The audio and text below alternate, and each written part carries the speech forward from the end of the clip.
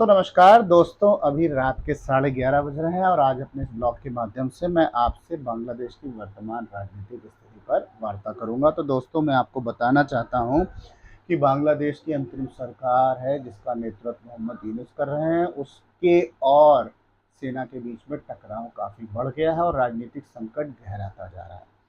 तो आज मैंने विभिन्न समाचार पत्रों में इसके बारे में खबरों को पढ़ा है और विभिन्न जो न्यूज़ चैनल्स हैं उसमें भी खबर काफ़ी प्रसारित हो रही है। तो मैंने कुछ बिंदुओं को लिखा है, उनको मैं पढ़ के आपको बताता हूँ। तो दोस्तों, मैं वर्तमान स्थिति के बारे में अगर बांग्लादेश की मैं बात करूं तो राजनीतिक संकट 2024 में प्रधानमंत्री शेख हसीना के सत्ता से हटाए जाने के बाद शुरू हुआ और नोबेल पुरस्कार विजेता मोहम्मद यूनुस के नेतृत्व में एक अंतरिम सरकार बनी थी। हालांकि ये सरकार अब विपक्षी दलों और सेना के दबाव में है, जो दिसंबर 2025 तक चुनाव कराने की मांग कर रहे हैं। यूनुस ने चुनावों को 2026 तक टालने का संकेत दिया, जिससे सेना से उनका टकराव बढ़ गया है। इसके साथ ही साथ प्रमुख विपक्षी दल बीएनपी के साथ भी यूनुस सरकार का टकराव बढ़ गया है। अब हम आपको सेना की भूमिका की अगर बात करें तो बांग्लादेश की जो सेना है उसके प्रमुख हैं जनरल वकारुज्जमान। उन्होंने 2025 दिसंबर तक चुनाव कराने की मांग की है और अंतरिम सरकार की कुछ नीतियां ऐसी हैं, जैसे इस्लामिक नेताओं की रिहाई और रखाइन कॉरिडोर योजना, उसका सेना ने कड़ा विरोध किया है क्योंकि सेना को उसमें विश्वास में नहीं लिया गया है। इससे सरकार और सेना के बीच में टकराव की स्थिति बन गई है और सड़कों पर बांग्लादेश की सेना की उपस्थिति हो गई है। हाल के दिनों में सेना ने देश भर में अपनी उपस्थिति बढ़ा दी है और ढाका अन्य क्षेत्रों में बख्तरबंद वाहनों की तैनाती देखी गई है और ऑपरेशन डेविल हंट के तहत हजारों लोगों की गिरफ्तारी भी की गई है। इसमें मैं आपको बताऊं, जनता और विपक्षी दलों ने भी विरोध शुरू कर दिया है। बांग्लादेश की जो विपक्षी पार्टी है बीएनपी और विपक्षी दलों ने सरकार पर दबाव बढ़ा दिया। यूनिट सरकार ने चेतावनी दी है, यदि विदेशी साजिशों या पराजित ताकतों के कारण सरकार का कामकाज बाधित होता है तो वह जन समर्थन के साथ कड़े कदम उठा सकती है। तो दोस्तों, मैं आप अगर निष्कर्ष की बात करूं तो बांग्लादेश में राजनीतिक अस्थिरता गहराती जा रही है।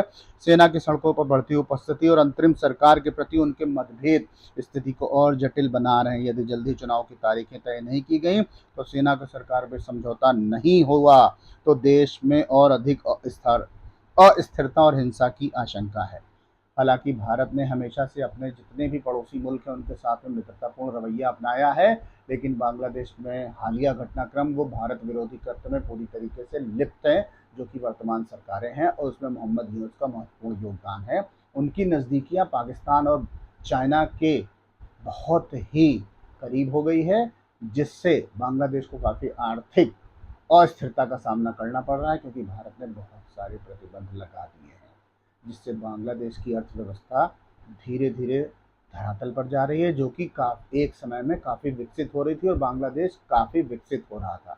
तो यूनिट सरकार को चाहिए कि वो अपने पड़ोसी मुल्कों के साथ में मित्रतापूर्ण रवैया अपनाए, खासतौर से भारत के साथ में, क्योंकि भारत ने बांग्लादेश के गठन में बहुत ही महत्वपूर्ण योगदान दिया था। बांग्लादेश का गठन 1971 में किस तरीके से हुआ था इसके बारे में सबको मालूम है और भारत ने सदैव बांग्लादेश का मदद किया है। लेकिन यूनुस सरकार को पता नहीं क्या हो गया, ये समझ से परे यूनुस सरकार ऐसा क्यों कर रहे हैं, उनकी नज़दीकियाँ क्यों पाकिस्तान के प्रति। हालांकि पाकिस्तान ने बांग्लादेश के जो नागरिकों हैं, खासतौर से महिलाओं का बहुत ही यौन शोषण किया था और महिलाओं के प्रति अन्यायपूर्ण रवैया अपनाया हुआ था। वो तो इंदिरा गांधी जो भारत की प्रधानमंत्री थी, उनके हस्तक्षेप के कारण बांग्लादेश का गठन हो गया और बांग्लादेश को न्याय मिला। तो बांग्लादेश को भारत के उस कर्ज को ध्यान में रखना चाहिए और भारत के साथ में मित्रतापूर्ण रवैया अपनाना चाहिए। तो दोस्तों, इसी के साथ मैं अपना ब्लॉग समाप्त करता हूँ। धन्यवाद, नमस्कार, शुभ रात्रि।